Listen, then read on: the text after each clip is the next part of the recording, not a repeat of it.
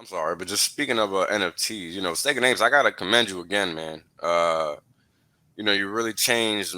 I think the community stance on its utility, right? Because it's one thing to like Kool-Aid. He knows too much to make it make sense. Kool-Aid knows too much. Yeah, he knows too much to make it make sense to us normal folk. You know what I mean? And you said, all right, chill out, bro. This is what's actually going on. You know what I mean? And this is how we're using it, and there's nothing wrong with that.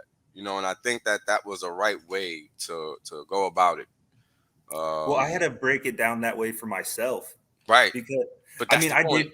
You got to I make it did, make sense. yeah, dude, I did go down I went down the same rabbit hole. Crypto Kool-Aid, I love that guy. He's awesome, dude. He helps all my artists out. We have a Kool-Aid University on Telegram. He gives my Yeah. artists I'm so in, I'm much in there. I'm help. in there. I just don't get to jump in there at all much because I'm just Yeah, busy as fuck. But yeah. I see the chat back and forth. I see it. So we go back and converse. Like he has this, he thinks on a macro scale. All right, Right. everybody in crypto thinks on this macro scale, guys.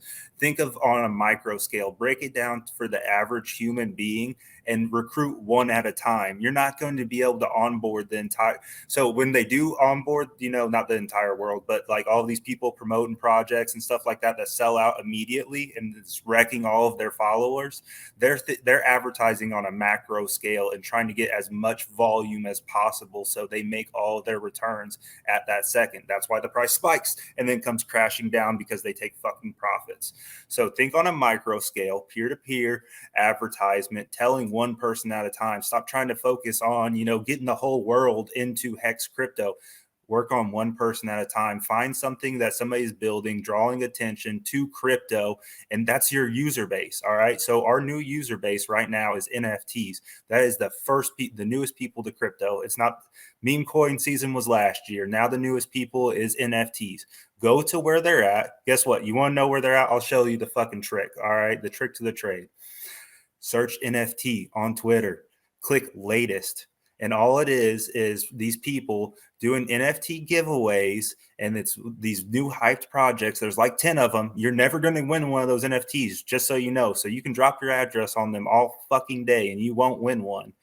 All you have to do is go like their comments and stuff like that, and then they will be drawn to you and they'll come drop your address on your NFT giveaway. And then you actually give them the fucking NFT. All right. Just give it to them. It's cheap. It's Polygon, man. I'm sending these things for pennies, no gas at times. So I saw what they were doing, their scam tactics, and then I used them against them. And I was actually giving these people NFTs whenever everybody else was dropping their address, dropping their NFT projects and stuff, and they weren't getting shit out of it. That's what the first new user base is doing. You want to know why I know that? Because when I started my NFT project, that was the first thing I was fucking doing. I was going to these tweets that had 3,000 impressions, 3,000 messages, and I would be dropping my NFT project. Nothing. I did that for like 2 weeks straight. And I'm like, there is zero ROI on this. So instead, I went to the comments section. I started liking their fucking comments. And then they started following me. And then they started dropping their address on my NFTs. And then guess what? I sent them the fucking NFT. Like magic.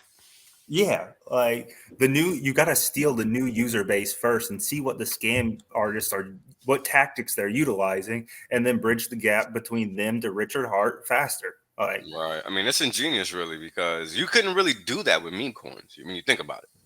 Because you found a way to kind of shuffle into the scene. What were you yeah. going to do with a meme coin? Say, stake it? well, Like, what? that if you look at every single one of their roadmaps, if you look at any meme coins roadmap, if you look at any crypto's roadmap, it leads to staking and passive income. Right. Of course. We already have But staking and they're passive never going to income. get there. But that's the thing. They're never going to get there. It's the promise that keeps the people hooked. The It's promise the and the gimmick. promise. It's the promise and the gimmick. It's not the Mhm. fact that it's going to get them there. Because if that was the case, Hex is here. They would be Yeah, it's looking for here. Hex, even though they really are. That's the fucking thing. And this is the circle jerk we have to combat. This is why I really Uh-huh. like what you did with NFTs, because I don't think you could have done that successfully with meme coins. It would have been No. significantly more difficult. How do you battle a narrative? A It's, narrative that catches people's minds. I mean, it's psychological warfare, bro. hmm And that's what it is. So this is why we keep trying to, find ways to pitch Hex, but not really pitch it. Because at the end of Yes. the day, Hex is really a saving mechanism. It's a tool that's going to get people out of their own, from hurting themselves.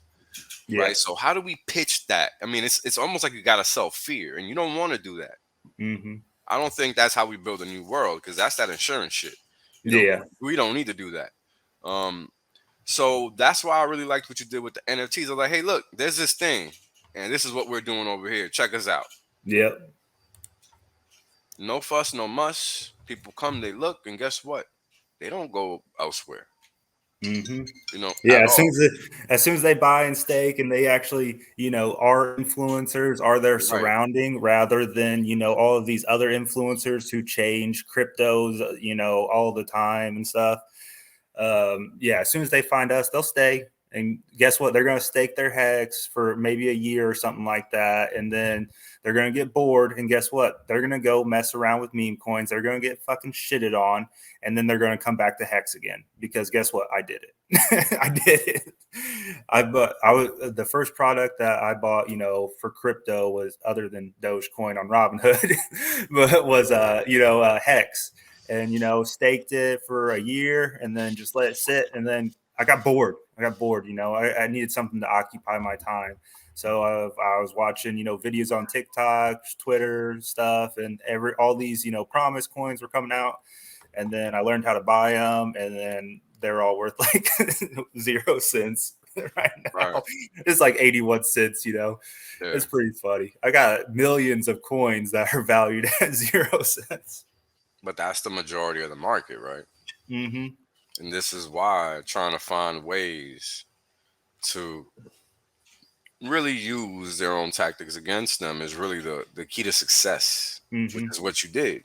Because if they're shutting, I mean, think about it. We're trying to capture what the eyes that they're capturing, literally, right? So how do you do that if you can't control the megahorn or the medium or anything, right? The only thing you can do is literally use their own medium against them. That's literally it. And that's why I'm like, damn, that shit is ingenious, because that's what you're doing. And you couldn't do that with meme coins. So what's next? And we gotta like be looking, because we gotta keep changing with the ebbs and flows, because that's gonna be the only way we're gonna stay. Like, yo, that I'm telling you, dude, like, much respect, because that shit is really slapping them with your dick, really, in many ways. Like, you're just gonna deal with it, and there's nothing you can do, because you're Yeah. doing the same thing. If you're not changing your worldview, like in crypto, you got to change your worldview like every 5 minutes. Like the technology moves so fast. I mean, I'm sure you dealt with it in the stock when you're trading. What were the most volatile assets? Tech. Yep. Tech always moves first, and then dips the hardest and rises up the fastest. Yep. So we're literally in tech stocks, crypto, software. All right, Most volatile. Period. So every single time, because somebody makes something cool, and then guess what? Somebody makes something else cool. And now this stock goes down and this one goes up. That's where the volatility comes from it. But none of them have tried and true products like Hex, the code of Hex. Literally everybody is looking for the code of Hex, and they're these meme coins are promising it. All this other shit is promising it. Yep. Because they can go up real fast, but they wreck all of their followers. So everybody thinks they see these high, yields and stuff like, very high yields. That's unsustainable. That's so unsustainable. That's why I like Hex, with it only being 369. That is something sustainable for perpetual growth, because you got to factor in that the onboarding is always going to be higher than that 369 inflation. Right. You're smart, Stakes. Wow. Yeah. Thank you. He's like, I know. He's like, yep. He's like,